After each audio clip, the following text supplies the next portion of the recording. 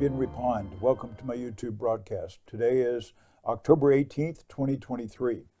I feature at the beginning one clip or piece of information from last week. And the one I want to show you, and this was on yesterday's YouTube. So if you saw it yesterday, you're going to see it again today. But some people don't watch both. But the video is from Paul Tudor Jones, who is a very successful hedge fund manager, and he's being interviewed by Andrew Sorokin and Joe Kernan and Becky Quick, and on CNBC. He does a lot of talking. They don't talk too much, and the point is to get him to talk about what he sees as ways that we can reduce our debt. And his point is that we are kind of at the breaking point, maybe past the breaking point of indebtedness. And you know this from your own family, your own budget, that if you have too much debt, eventually you go bankrupt. You can't support too much debt. You can support a little bit, but not too much. And so his point is we've got to deal with this issue. This is putting a headwind on our economy. It's going to put a headwind on investments. It's going to crash everything. According to him, it's going to crash everything if we don't deal with it. And who can deal with it? Congress. Congress and the president. They can deal with it. They can pass the laws that and balance the budget, or deal with bringing it down, or at least not increasing it, paying the interest, which we don't even do now. They can do a lot of things, but Congress has got to work together to achieve that. So he says, okay, we've got to deal with Medicare, Medicaid, Social Security. We'll probably have to make some cuts. Well, cuts could come in more than just dollars. They could come in when you receive them, or how you receive them, or contingent on something else. There's a lot of ways to do it other than just flat cut benefits, but it has to be dealt with. And then raise taxes.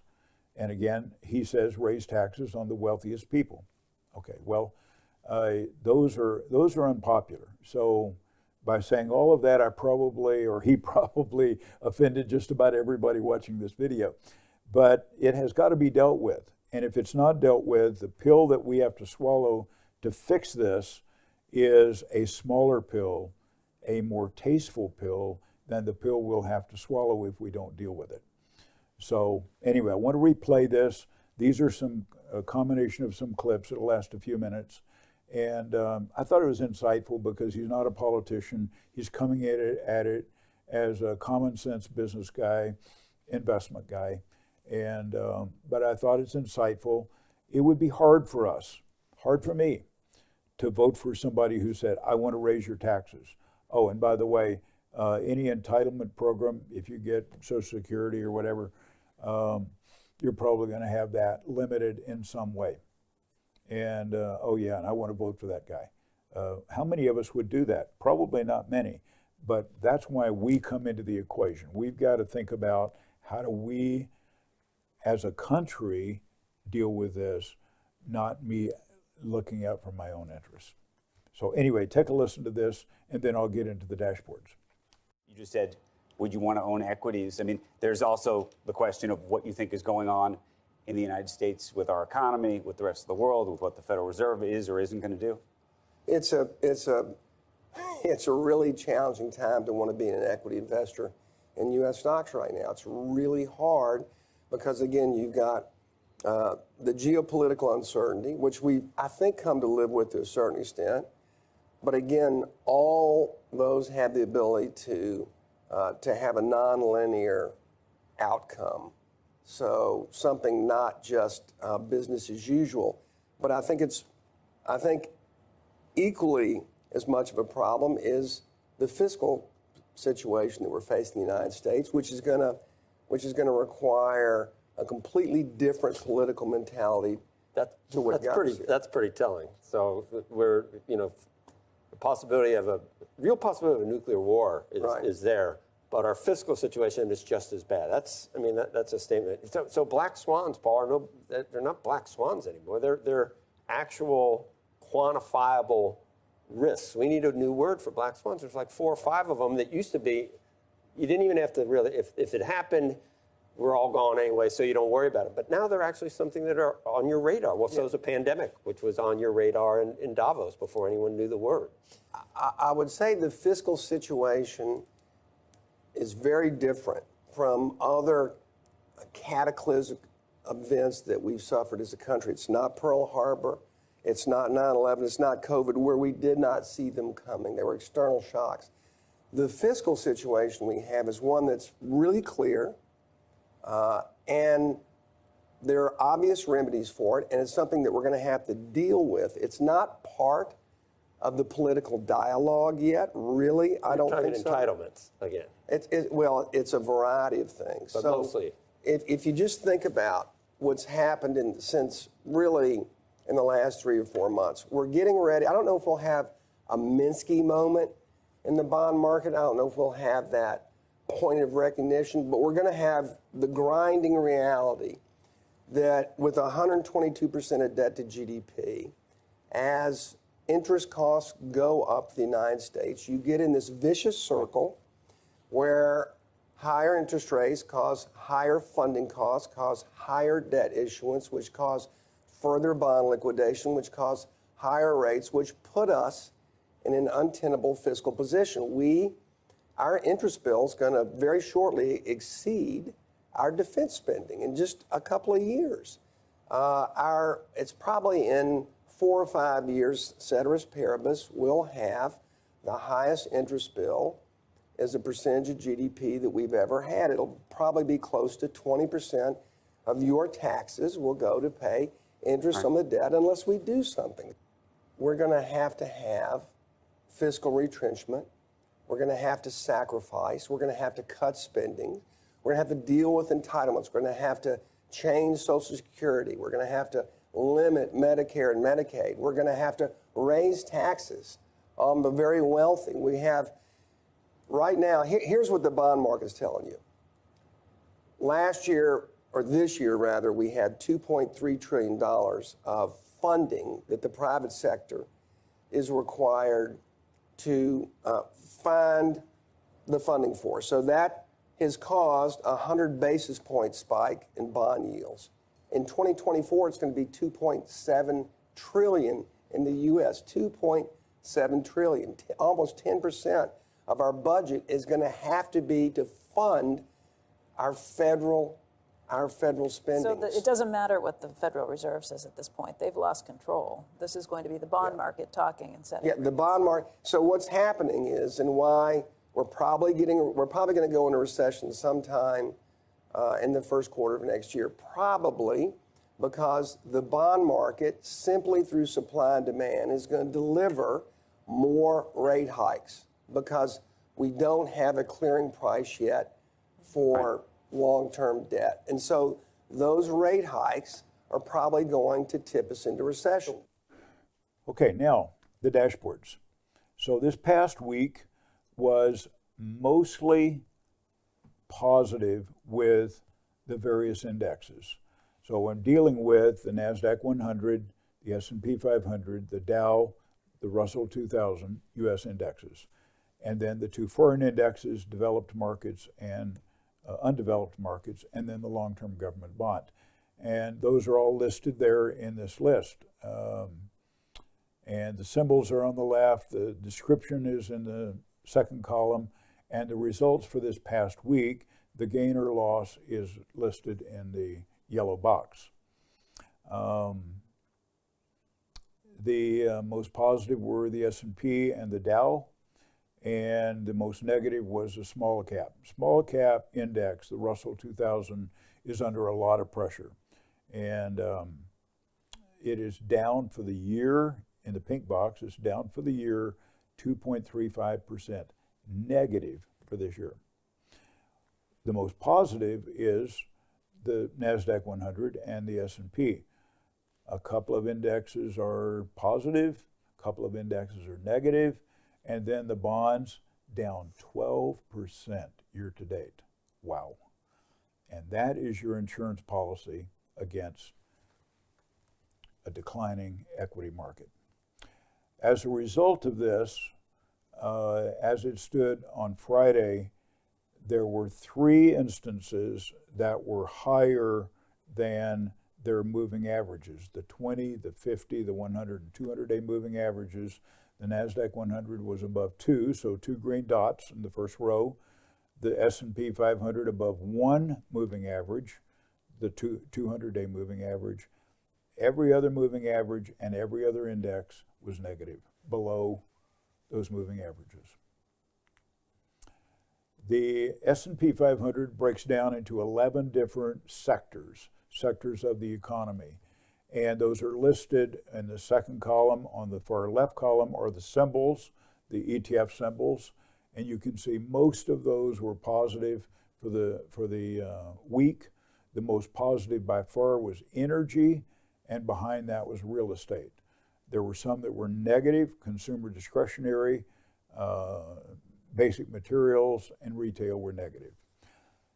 In the pink box, year to date, 2 huge winners, 2 big gainers: consumer discretionary and technology. Slight gains in industrials and energy. Everything else is negative.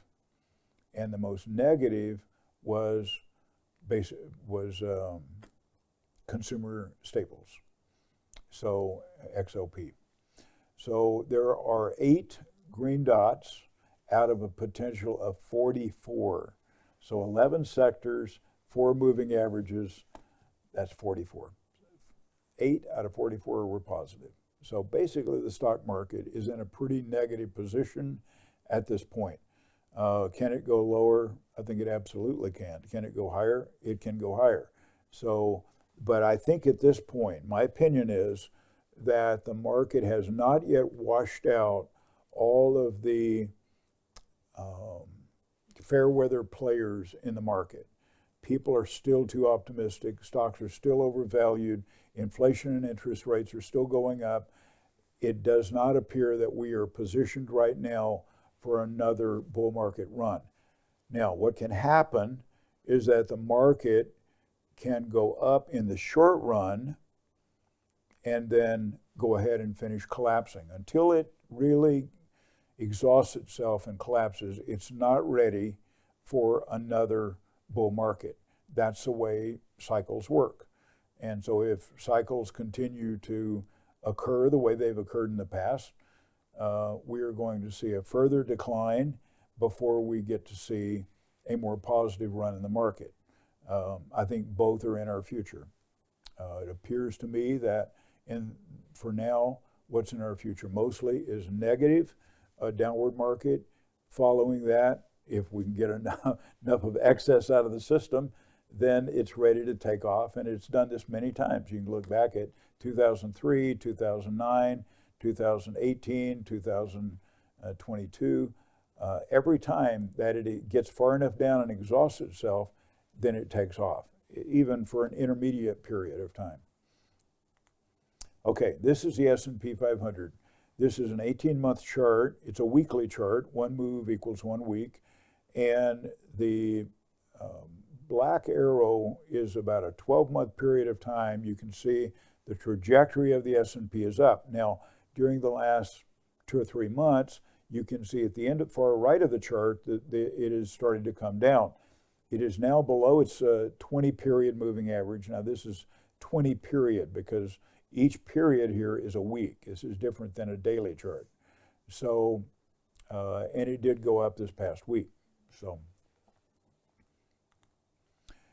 when we take the stocks in the S&P 500 and break them into the 2 component parts, growth stocks and value stocks, and I put that on a relative value, relative strength chart, putting growth stocks as a numerator, value stocks as a denominator.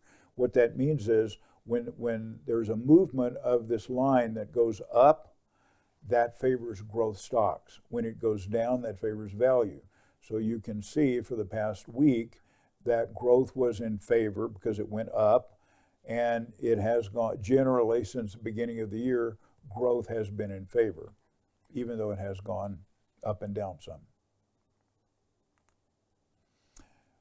Another relative strength chart shows the large companies, called large cap, S&P 500, the 500 largest companies on the stock exchange, compared to the smaller companies. The Russell 2000 index was IWM as a symbol. So on a relative strength basis, putting the S&P 500 large companies as a numerator and the smaller companies as a denominator, when it goes up, it favors large companies. When it goes down, it favors small companies. So you can see clearly since March, it has gone up a lot. And this last week went up a lot. Last 2 weeks went up a lot. So clearly larger companies are outperforming smaller companies. And here's the long-term government bond. A little tick up this past week. It was positive. But for this period of time, this is the 24-month chart, so for about 22, 23 months, it has been, generally speaking, in a downward decline. If we go back, as I said earlier, we go back 3 years and 3 months, we'll see that this, the drop here drops from about 171 down to, went down as far as 85, now it's 87, so it's in the range of about a 48, maybe 49% decline over that 3 year, 3 month period of time. And the intermediate term bonds, the ETF is IEF, that decline is about 27% over that same period of time. The dollar relative to other currencies, because we're the reserve currency, relative to other currencies continues to go up, and that's circled in black. That doesn't mean we have an absolutely strong currency, but it means relative to other currencies for this period of time, it is strengthening, which means other countries are probably in more trouble than we are. Gold had a very positive week, up 5.5%, I'll show you that later, and that's represented by that move up at the end of the chart. And since October, about a year, it's generally been in an upward direction. Silver, up about 5%, and again, it's up, but its moves are more dramatic, both up and down. Relative to each other, silver being the numerator, so when it goes up, it favors silver. You can see it goes up and down a lot, and right now it's down relative to the past several months. And if it's down, that would favor gold, and if it's up, that would favor silver. Bitcoin had a move down last week, but generally speaking, it's in an upward trend. As I'm giving this, recording this, right now Bitcoin is moving up fairly quickly. I don't know, this may pull us back into the market today. I don't know that for sure, but we'll determine that later. But anyway, Bitcoin is generally in an upward trajectory. The volatility index is moving up, and the reason the volatility index moves up is because stocks move down, or they move down kind of sharply. So this past week it was mixed. There were positive and negative, but there was enough negative in the market, particularly in the S&P, that it moved the volatility index up to 19. Now that's up in a very short period of time, like about a little over a month, up from 13. So that's a pretty big move. I put 24 there, so a mark on 24. If it goes past 24, that's my indicator that we're entering in higher risk territory, higher volatility territory. The Asbury Research does the Asbury six indicators, most of which are fundamental, and there are 2 of those that are positive and 4 that are negative, still spelling a negative tone for the market. Last week there was 1 positive. The 2 weeks prior to that there were none that were positive. So this is moving in the right direction, but still 4 of them indicates a generally negative view of the market. Cross-asset relative performance, this shows assets versus one another. So it's an interesting comparison on a relative strength basis. So low volatility, and I look at all 3. The the green bars, the last week, the last month, the last quarter. Low volatility is more favored than high beta or high volatility. Large companies, and we saw this with the S&P, large companies are more in favor than small companies. Growth more in favor than value. We saw that as well. U.S. is stronger than the developed markets and the undeveloped markets. The U.S. compared to other countries or regions, the U.S. is stronger, I'm just going to read these, than the following countries or regions: New Zealand, Australia, Mexico, Italy, Spain, France, United Kingdom, and the Eurozone. Having named those countries, you can see why we're stronger than the Eurozone. Actually, the United Kingdom, we're not stronger on the quarterly basis. And we're stronger than Japan, Hong Kong, India, excuse me, I'm sorry, not India, China, and the Pacific region, and the emerging markets. The ones that are stronger than us are Malaysia, Taiwan, and India. Interesting. Gold and silver.